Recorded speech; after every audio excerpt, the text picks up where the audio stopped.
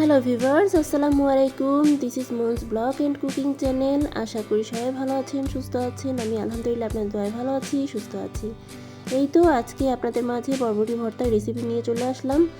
তো আমি প্রথমে বরবটিকে কুচাই নিছি, এই যে এরকম করে কেটে নিছি।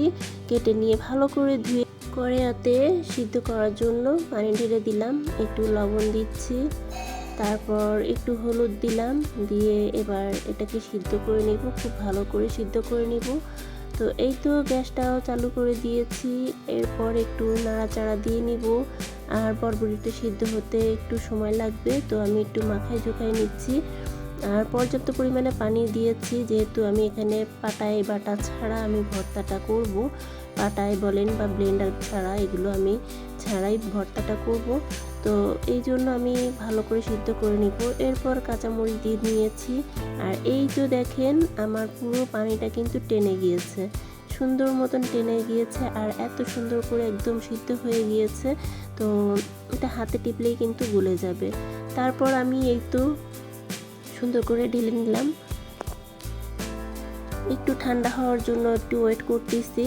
এই ফাঁকে আমি একটু কড়াইয়ের মধ্যে তেল, পেঁয়াজ আর রসুন দিয়ে দিলাম।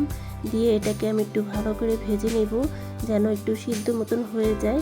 তো অতটা ভাজাও লাগবে না, বেশি ভাজলে পরেও কিন্তু ভর্তাটা খেতে ভালো লাগবে না। তো আমারটা আসলে একটু বেশি ভাজা হয়ে গিয়েছিল। এই ফাঁকে আমি একটু মাছও ভাজতে দিয়ে দিয়েছি, এখানে মাছটাও আমি অ্যাড করব।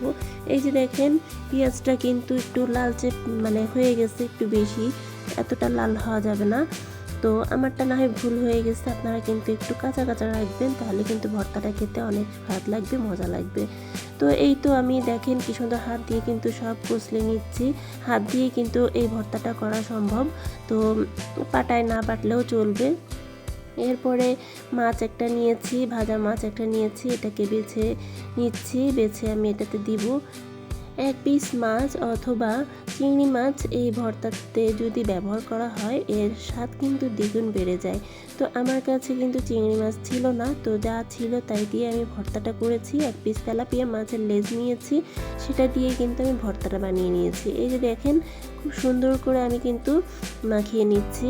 এতে একটু সর্ষে তেল দিব, তারপরে আর কিছুই না, তেমন কোনোই না, একদম ইজিভাবেই করা যায় এই ভর্তা।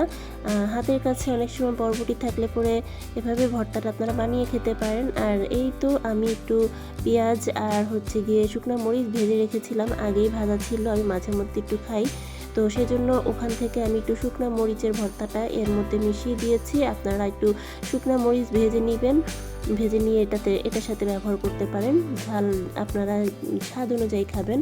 তো আমার প্রচুর ঝাল খেতে ইচ্ছে হয়েছিল, তার জন্য আমি প্রচুর ঝাল দিয়ে এই ভর্তাটা বানিয়েছি। এই তো ফাইনালি আমার ভর্তা বানানো হয়ে গিয়েছে। কেমন হয়েছে ভর্তাটা অবশ্যই কমেন্ট বক্সে জানাবেন। ভালো লাগলে লাইক, কমেন্ট, শেয়ার করবেন। আমার পাশে থেকে যেতে পারেন, বেল আইকনটি বাজিয়ে রাখবেন। আজকের মতন বিদায় নিচ্ছি। আল্লাহ হাফেজ, আসসালামু আলাইকুম।